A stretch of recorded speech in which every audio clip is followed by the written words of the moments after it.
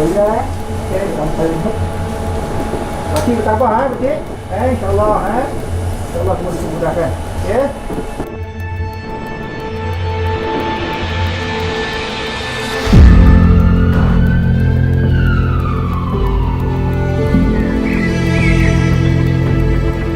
Mereka berjalankan ujian ini, kita dapat mengesan mereka dengan lebih awal sebelum mereka menyebarkan lagi virus itu kepada populasi lain.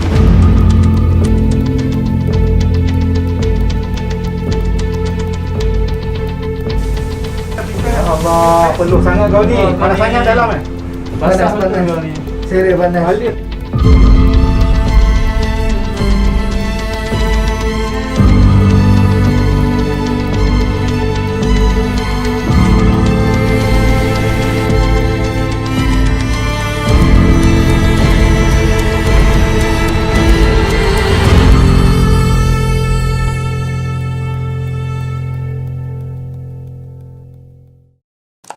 Susulan kejayaan mini dokumentari Kita Mesti Menang yang mengenengahkan pengorbanan petugas barisan hadapan Hospital Kuala Lumpur baru-baru ini, Malaysia Gazette kini membawakan anda laporan khas tulang belakang yang bekerja di sebalik tabir menguruskan wabak COVID-19.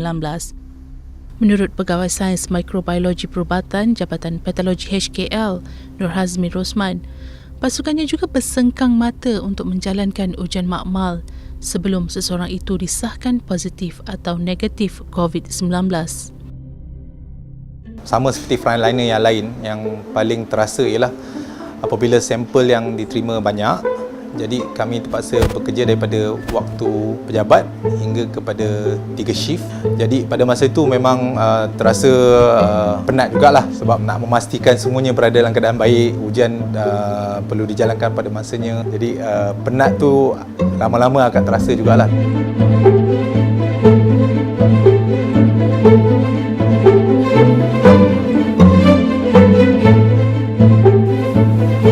Proses nyah kumannya, maknanya heat activated menggunakan haba, suhu yang tinggi, jadi kita akan matikan virus tersebut dulu dan kemudian sampel berkenaan kita akan lakukan proses nucleic acid extraction. Prosesnya ialah kita untuk mendapatkan RNA virus tersebut daripada sampel berkenaan. Ini part extraction. Kalau kata yang dekat sana tu adalah water sample. Dia ada satu part lagi PCR. PCR tu yang nak tahu keputusan sama ada reaction tu positif ke negatif. Kerana kita akan mencampurkan nucleic acid tadi dengan bahan reagent. Barulah campuran tadi untuk sampel kita akan masukkan ke dalam mesin real time PCR kita. Akhirnya daripada itu kita akan buat analisa pada keputusannya dan baru kita dapat hasil untuk menentukan bahawa satu sampel itu sama ada mempunyai RNA virus SARS-CoV-2 atau tidak di dalam sampel berkenaan.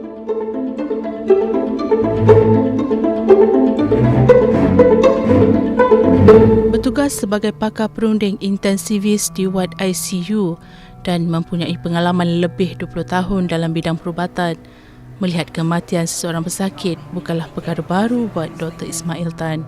Namun, beliau tetap meluahkan rasa sedih dan terkilan apabila melihat pemergian pesakit COVID-19 yang terpaksa melalui detik-detik terakhir di dunia ini bersendirian dan hanya ditemani pakar dan petugas kesihatan, bukannya orang tersayang.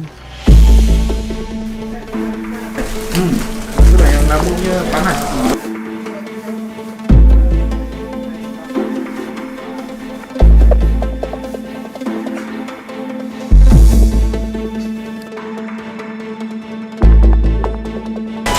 Kita mesti kuat.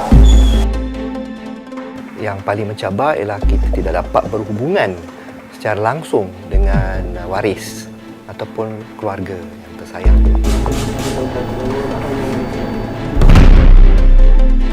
Setiap pesakit COVID yang masuk ke ICU, kita akan update family member setiap hari, melakukan video call untuk waris pesakit supaya mereka dapat sekurang-kurangnya berhubungan dengan ahli keluarga ketika berada di ICU. Puan Mariam, suami Puan Mariam sekarang Cik Kamal berada dalam karantina, pernafasan dia makin teruk. Okey, kita terpaksa masukkan tube untuk mengelakkan daripada keadaannya makin teruk. Cik Kamal, ini free di talian telefon. Okey? Buatkan untuk yang baik-baik ni. Okey? Alright, kita kereta. On. Tak boleh, sikit. Jangan banyak sikit. Okey, sikit. Kematian semasa dalam ICU bukanlah satu event, ia sebenarnya satu proses. So sangat mencabar untuk semua anggota kesihatan, termasuk diri saya sendiri, terpaksa menghadapi saat kematian untuk pesakit. Bila kita terpaksa telefon waris mengatakan yang pesakit yang telah meninggal dunia ataupun akan meninggal dunia, dan mereka akan tanya kita, boleh datang, boleh tengok, ada yang menangis, meraung dalam phone tu, dan kita tahu kita tak boleh benarkan dia datang. So itu satu saat yang luar biasa. So ada juga beberapa pesakit yang tiba-tiba jantung berhenti dan segalanya, ya, jantung berhenti, dan kita terpaksa buat CPR. Lepas tu baru kita telefon beritahu pasien dah tak ada.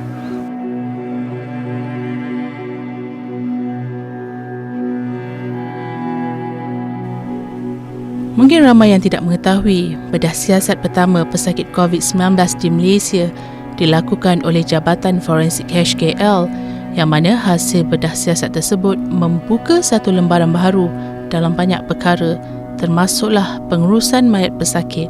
Mayat pesakit COVID haruslah dibalut dengan kain putih cotton pada lapisan pertama, dan dimasukkan ke dalam 2 lapisan body bag. Lapisan permukaan luar body bag perlulah dinyah kuman dengan larutan sodium hypochlorite 0.5%.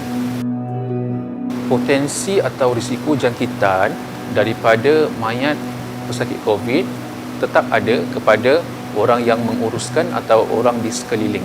Hasil penemuan bedah siasat kami yang menunjukkan terdapat virus COVID-19 di permukaan badan mayat pesakit COVID, dan juga terdapat virus COVID-19 daripada cecair yang keluar daripada rongga badan.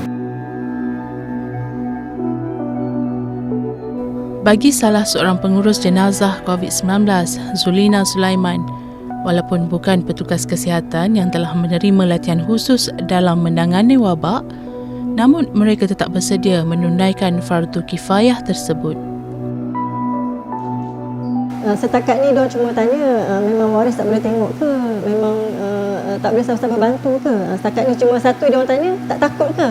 Itu persoalan dia, tak takut ke? Sebab bila diorang dengar COVID je, diorang takut. Jadi saya pun cakap lah, bila kita dah diamanahkan, bila kita dah dipertanggungjawabkan, perasaan takut tu semua hilang. Setiap kali nak mulakan tugas, saya akan telefon mak, abah bagi tahu mohon restu suami. Bismillahirrahmanirrahim. Semoga kita yang ke atas jenazah ini kerana Allah Ta'ala. Allah.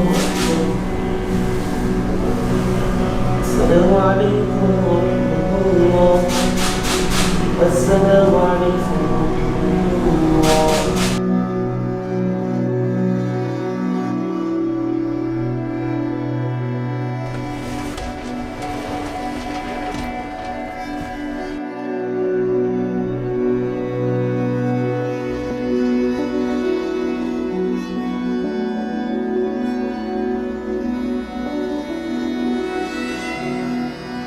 Apabila jenazah tiba di sini, di mana pasukan saya akan memakai suit PPE yang dikendalikan dan ditaklimatkan oleh pejabat kesihatan daerah, di mana kami akan memakai suit itu berpandukan apa yang diterangkan oleh pejabat kesihatan daerah tersebut. Jadi di atas nasihat daripada pihak KKM dan juga pejabat kesihatan daerah, kita diminta untuk tidak mengadakan talqin, hanya bacaan doa sahaja.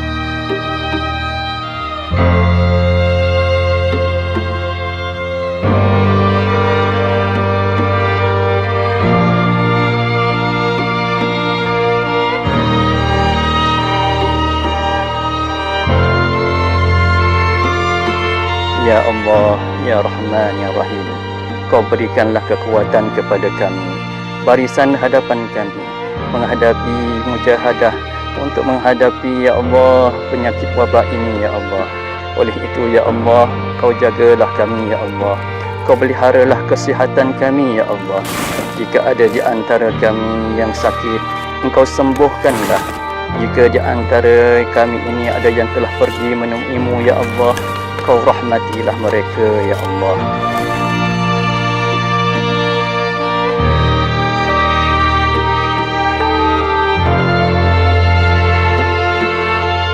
Kejayaan membendung pandemik COVID-19 bukan di tangan Barisan Hadapan sahaja, tetapi ia adalah tanggungjawab kita bersama.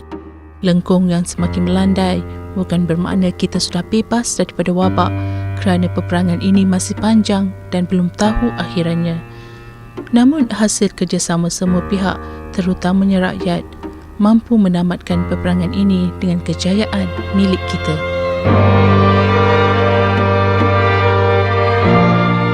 Fight COVID-19. Stay safe. Bantu kami untuk bantu anda.